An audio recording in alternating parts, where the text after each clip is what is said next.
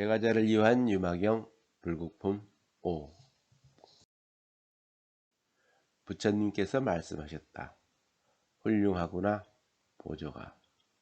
모든 보살들을 위하여 열애에게 정토 수행에 대해 물을 수 있다니 자세히 듣고 또 자세히 들어라.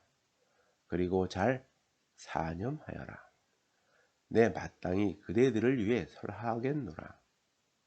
이에 보족을 비롯한 500세가 장자의 아들들은 부처님의 가르침을 받고자 귀를 기울였다. 사념은 여러 가지를 깊이 생각하다라는 뜻으로서 보살들을 위하여 정토 수행에 대하여 그대들에게 설하니 자세히 듣고 자세히 들어서 깊이 생각하라는 것입니다. 부처님께서 말씀하셨다. 보조가 중생의 무리가 보살의 불국토이니라. 왜냐하면 보살은 교할 중생에 따라서 불국토를 취하기 때문이다. 여기서 중생의 무리란 인간들뿐만 아니라 살아있는 모든 생명체를 말합니다. 금강경에서 일체의 무리지어 사는 각가지 중생의 종류가 있는 바 알로 태어나는 것, 태아로 태어나는 것, 습으로 태어나는 것, 변하여 태어나는 것, 형상이 있는 것, 형상이 없는 것, 생각이 있는 것, 생각이 없는 것, 생각이 있는 것도 아니고 생각이 없는 것도 아닌 것. 나는 그들 모두로 하여금 무여 열반에 들어가게 하여서 멸도에 이르게 하리라고 하였습니다. 지구에 존재하는 모든 것이 중생이고 또한 부처이며 그들이 사는 곳이 바로 청정 불국토라는 것입니다. 지구에는 다양한 인종과 수많은 민족이 지구 곳곳에서 살아가고 있으며 그들이 추구하는 것 또한 저마다 다르기 때문에 불국토도 저마다 다를 수가 있습니다. 그래서 부처님은 교화할 중생에 따라 불국토를 설한다는 것입니다. 또한 중생들로 하여금 해탈에 이르기 위한 지혜와 방변도 또한 저마다 다르다는 것입니다. 조복할 중생에 따라서 불국토를 취하기 때문이다. 조복은 항복시키다. 몸과 마음을 고르게 하여 온갖 악행을 굴복시키다 라는 뜻으로서 부처님은 유신력으로 온갖 악마와 원수를 항복시켰다는 것입니다. 금강경에서 수보리가 부처님에게 선남자와 선여인이 안욕따라 삼맥삼 보리심을 바라려면 응당 어떻게 머물러야 하고 어떻게 그 마음을 항복받아야 합니까? 라고 물으니 부처님은 모든 보살 마살은 청정한 마음을 낼지니 상에 머물면서 마음을 내지 말 것이며 법에 머물면서 마음을 내지 말 것이며 마땅히 머문 바 없는 그 마음을 내어라 라고 하였습니다. 마음이 열려있는 자는 모든 것을 볼 수도 들을 수도 있으니 부처님을 보고자 하는 자는 볼 수가 있고 불법을 듣고자 하는 자는 들을 수가 있으며 깨달음을 얻고자 하는 자는 얻을 수가 있다는 것입니다. 노자의 도덕경에는 뛰어난 사람은 도를 들으면 부지런히 행하고 보통 사람은 도를 들으면 그렇다는 듯 그렇지 않다는 듯 하고 어리석은 사람은 도를 들으면 크게 웃는다. 웃지 않으면 도라고 하기에 부족하다고 하였습니다. 노노 옹야 편에서도 중인 이상은 높은 도를 말해 주어도 괜찮으나 중인 이하는 높은 도를 말하는 것이 불가하다고 하였습니다. 모든 중생들이 어떤 불국토로서 부처님의 지혜에 들어가야 하는가에 따라서 불국토를 취하기 때문이다. 모든 중생들은 어떠한 불국토를 취하고자 함에 따라 부처님의 지혜로 들어가 불국토를 취한다는 것입니다. 이미 이 세상에 나오신 네 가지 뜻으로 계, 시, 오, 입이 있는데 이것은 법화경 방편품에 나오는 것으로서 계는 계제로서 중생이 미망을 깨뜨리고 모든 법의 실상을 보는 것입니다. 시는 현시로서 모든 번뇌가 사라지고 지혜가 생겨 우주 만물이 밝게 드러나 보이는 것입니다. 오는 각오로서 우주 본체 그대로가 현상이며 현상 그대로가 본체임을 깨닫게 되는 것입니다. 입은 증입으로서 진리인 그대로의 본체에 증입하게 되는 것을 말합니다. 육조 해능선사는 모든 중생들은 자기 도가 있으니 서로 방해될까 괴로워할 것이 없다. 참된 도를 보고자 하면 행함이 바르면 그것이 바로 도다라고 했습니다. 이처럼 도란 스스로 깨우쳐서 바르게 행하는 것이 바로 도라는 것입니다. 장자의 지부기 편에는 도에 이르는 길은 따르는 길도 없고 가는 길도 없어야 비로소 도에 이른다고 하였습니다. 그것은 깨달음을 얻고자 하는 수행자가 걸어가야 할 길과 같은 것이니 깨달음에 이르는 길이란 길 없는 길 위에서 길 없이 걸어가는 것과 같습니다. 이처럼 길 없는 길을 가고자 하며 깨달음 없는 깨달음을 추구하는 나는 누구인가 라고 스스로에게 끝없이 되묻는 것이 도를 추구하는 수행자의 길입니다.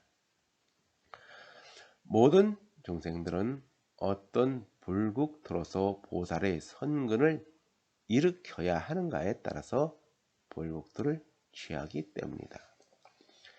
중생들의 근기는 저마다 다르고 불국토도 저마다 다를 수가 있습니다. 그런데 우리는 하나의 대상을 보고도 왜 저마다 다르게 보고 듣고 느끼고 다르게 생각하는 것일까요? 그것은 부모로부터 물려받은 유전자와 자라나면서 주위 환경에 따라 변하는 뇌 속에 있는 뉴런이라는 신경세포의 연결망이 다르기 때문입니다. 그래서 하나의 대상을 보고도 저마다 다르게 받아들이고 저마다 다르게 생각하게 된다는 것입니다. 불국토를 성취하기 위해서는 보살은 선근 공덕을 쌓아야 합니다.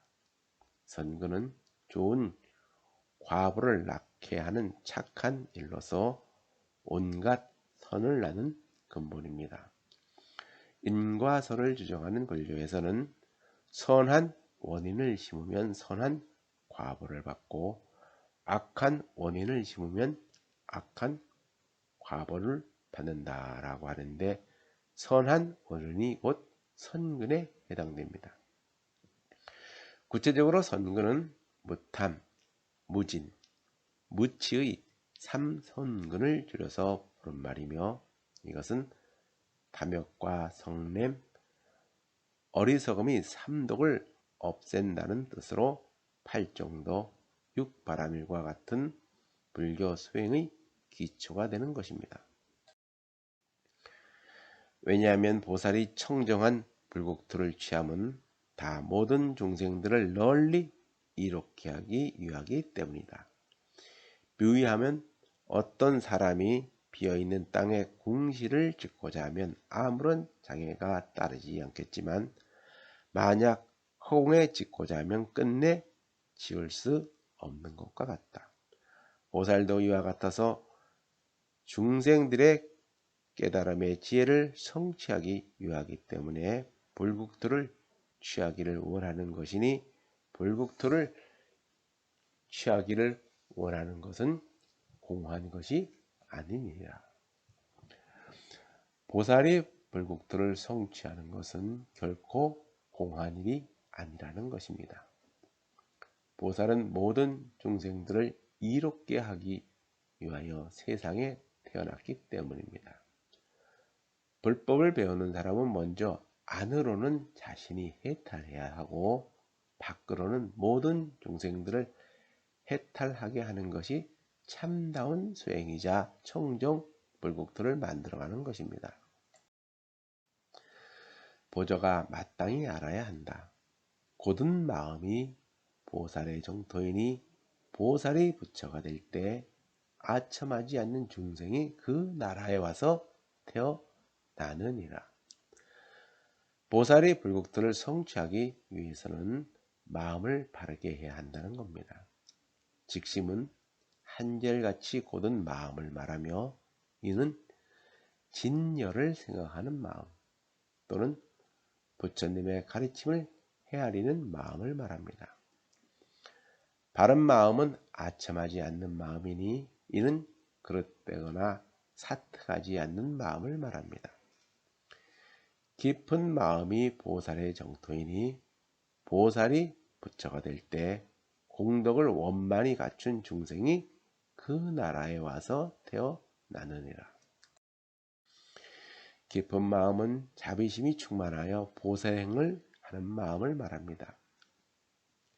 양무제가 달마대사에게 나는 지금까지 많은 절을 짓고 경문을 번역하였으며 또 스님들을 공양하고 많은 재물을 보시했소.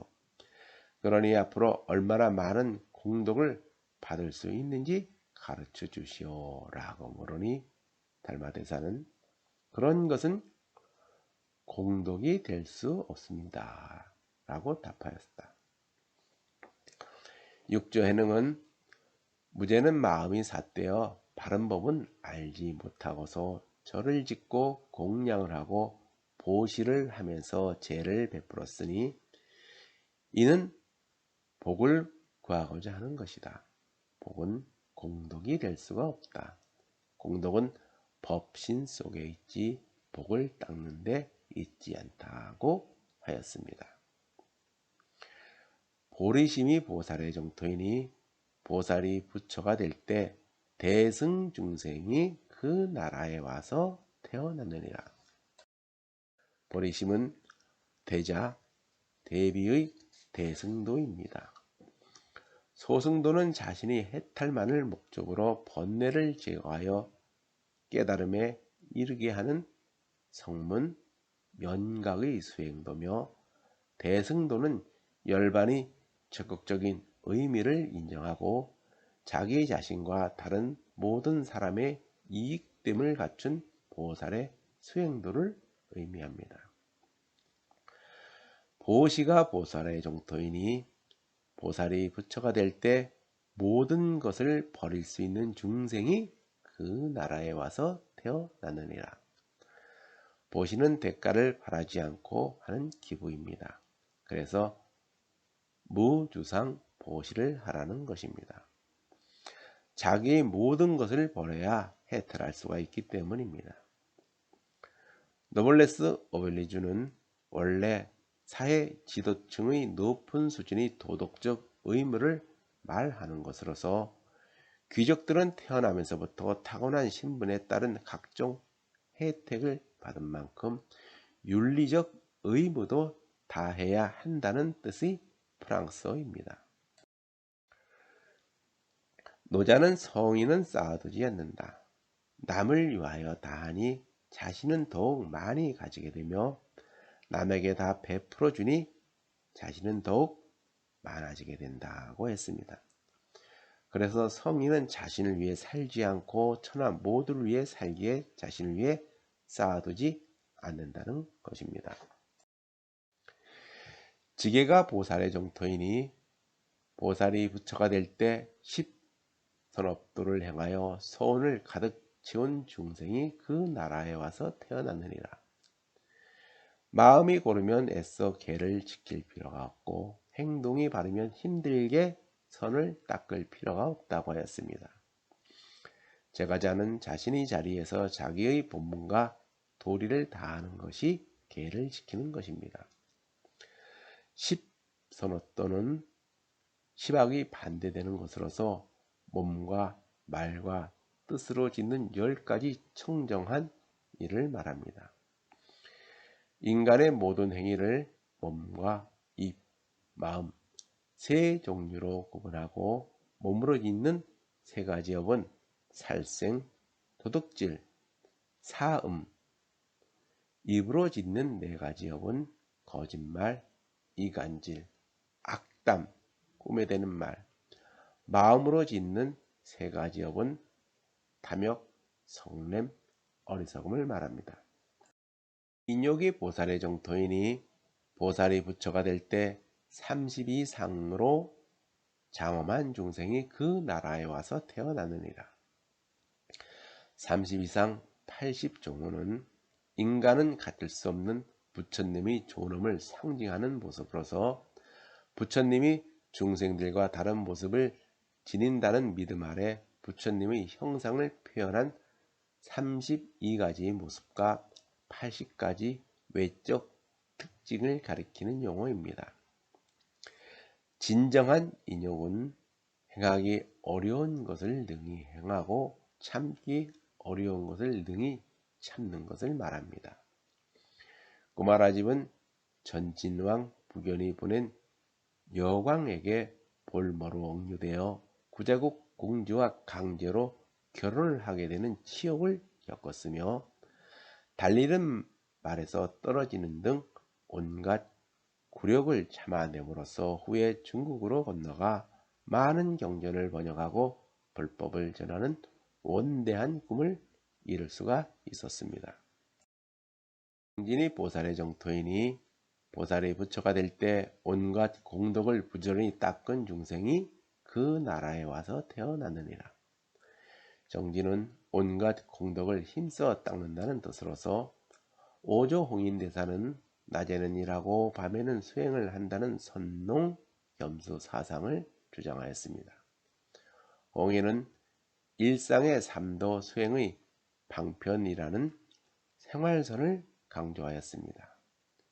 행주 자화가 모두 도량이고 삼업이 모두 불사이다 라고 하여 선이 곧 생활이라는 생활선을 강조하였습니다. 선정이 보살의 정토이니 보살이 부처가 될 때 마음을 거둬들여서 어지럽지 않는 중생이 그 나라에 와서 태어났느니라. 섭수는 거두어 드린다 라는 뜻으로서 보살은 자비로운 마음으로 모든 중생을 보호한다는 것입니다. 구한말 경호대사는 광녀를 거두어 자신이 방에 함께 기거하여도 마음이 어지럽지 않으니 광녀도 저절로 병이 나았던 것입니다. 지혜가 보살의 정토이니 보살이 부처가 될 때 반야 지혜를 닦아 어지럽지 않는 중생이 그 나라에 와서 태어났느니라. 반야 지혜가 보살의 정토라는 것입니다. 보시, 지계, 인욕, 정진, 선정, 지혜, 육바라밀 모두가 보살의 정토이지만 결국 반야의 지혜로 완성된다는 것입니다. 그러므로 3세의 모든 부처님은 반야 바라밀에 의지하여 최상의 깨달음의 지혜인 안욕다라 삼약삼 보리를 얻었다는 것입니다. 사무량심이 보살의 정토이니 보살의 부처가 될 때 자비 희사의 무량심을 성취한 중생이 그 나라에 와서 태어났느니라. 사무량심은 보살이 중생들을 위하여 가지는 자비 희사의 네 가지 무량심을 말합니다. 자무량심은 중생들에게 즐거움을 베풀어주는 마음이며 비무량심은 중생들을 불쌍히 여기는 마음으로서 모든 고통을 벗어나 깨달음에 이르게 하려는 마음이며 희무량심은 중생들로 하여금 모든 고통을 버려서 희열하게 하려는 마음이며 사무량심은 모든 중생을 평등하게 보고 미움과 친애함에 대한 차별을 두지 않는 마음입니다. 사서법이 보살의 정토이니 보살이 부처가 될 때 섭수되어 해탈한 중생이 그 나라에 와서 태어났느니라. 섭수는 자비로운 마음으로 온갖 중생을 보살피다라는 뜻으로 사서법은 불법을 가르쳐주고 재물을 베풀어주는 보시, 사람들에게 항상 따뜻한 얼굴로 대하고 부드러운 말을 하는 에어, 몸과 입과 마음의 삼업에 의한 선행으로 사람들에게 이익을 주는 이행, 다른 사람과 일심동체가 되어 협력하는 동사를 말합니다. 방편이 보살의 정토이니 보살이 부처가 될 때 모든 법에 방편이 있어 걸림없는 중생이 그 나라에 와서 태어났느니라. 보살이 중생을 제도할 때 자비를 기본으로 삼고 방편을 도구로 삼는다고 하지만 지혜가 있어야 방편이 생겨납니다. 그러므로 지혜를 먼저 증득해야 한다는 것입니다. 37. 도품이 보살의 정토이니 보살이 부처가 될 때 사념처, 사정근, 사신족, 오근, 오력, 칠각지, 8 정도를 닦은 중생이 그 나라에 와서 태어났느니라.